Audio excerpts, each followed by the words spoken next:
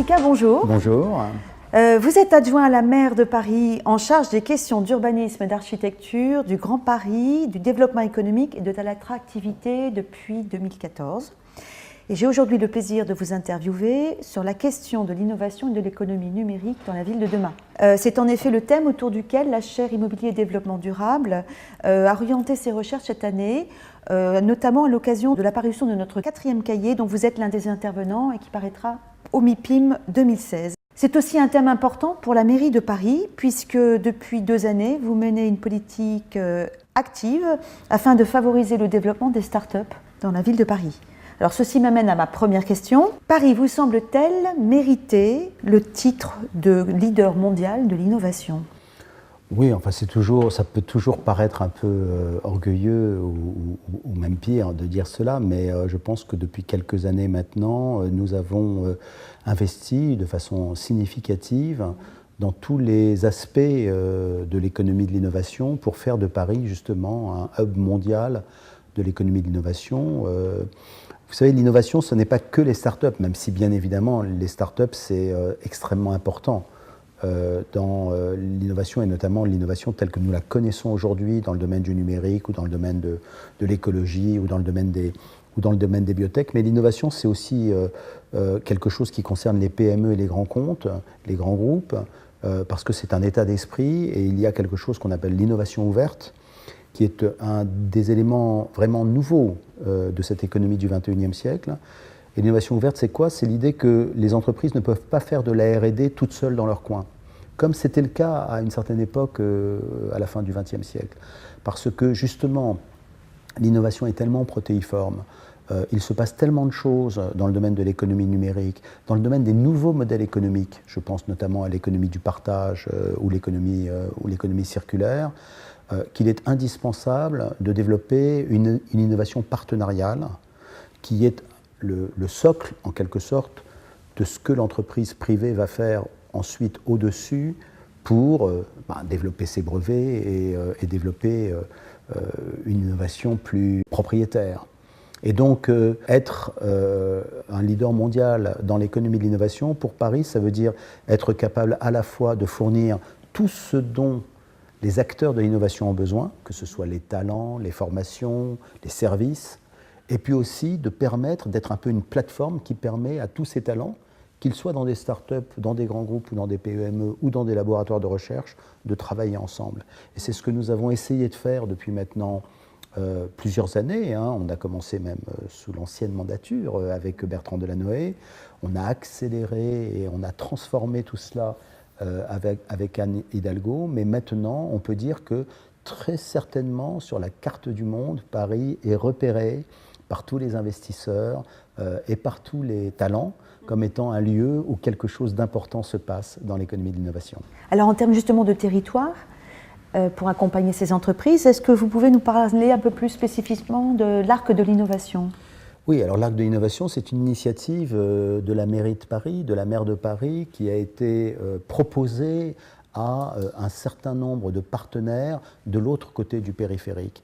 Le Grand Paris, ce n'est pas seulement, je dirais, un territoire administratif. Le Grand Paris, ça doit être un Grand Paris des projets. Et si jamais on veut réussir justement cette mutation formidable qui est la construction du Grand Paris, il faut avoir des projets qui mobilisent les territoires et que ces projets soient des projets justement qui montrent que le Grand Paris en acte se réalise. Et c'est exactement ça que veut être l'Arc de l'innovation.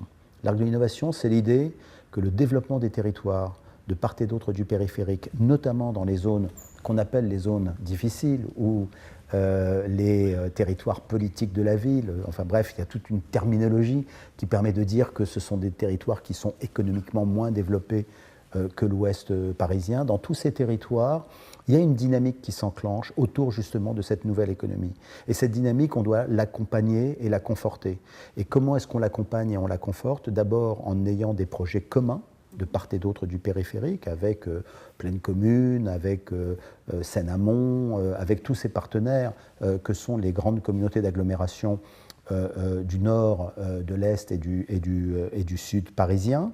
Et ces projets, ils doivent être autour d'une problématique commune, qui est celle justement de créer ces nouveaux lieux qui permettent à cette économie de l'innovation, quelle que soit sa forme, de trouver des espaces pour se développer, que ce soit des maker places, des fab labs, des tiers-lieux, des centres de télétravail, des espaces de coworking, des laboratoires de recherche nouveaux styles ou des lieux de formation pour les étudiants qui sont autour de la thématique de la nouvelle économie.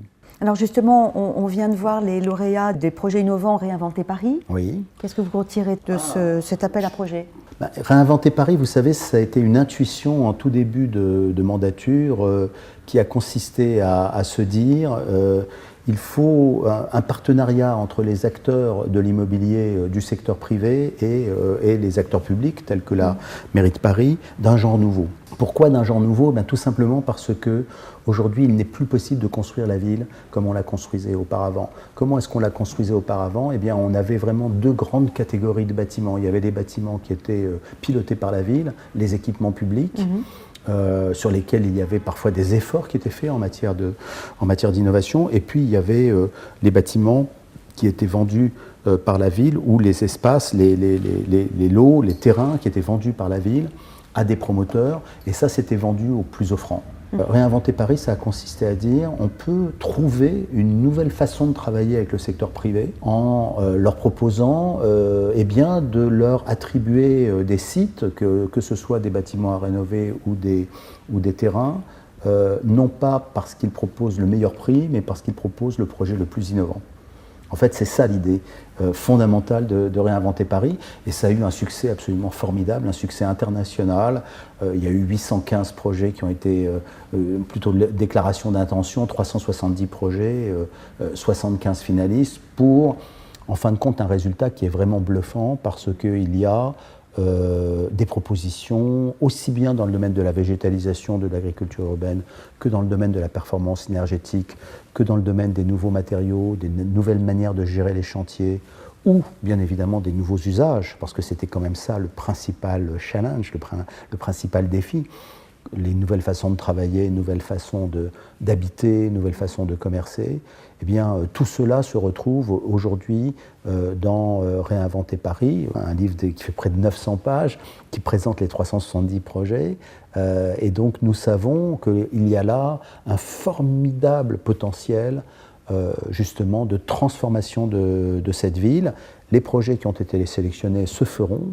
Mais il y a aussi des projets qui ont été classés, mais qui n'ont pas pu malheureusement être lauréats, mais qui pourront se faire dans d'autres endroits de la ville, tout simplement parce que les équipes qui se sont constituées, les startups qui ont commencé à bosser avec des architectes et avec des promoteurs, ont créé une dynamique, et cette dynamique, nous voulons lui donner une longue vie, une longue prolongation. C'est vraiment toute la façon de concevoir la ville qui est questionnée en quelque sorte par cet appel à projet. Écoutez, merci beaucoup. Nous aurons plaisir à relire votre interview dans le cahier numéro 4. Merci beaucoup.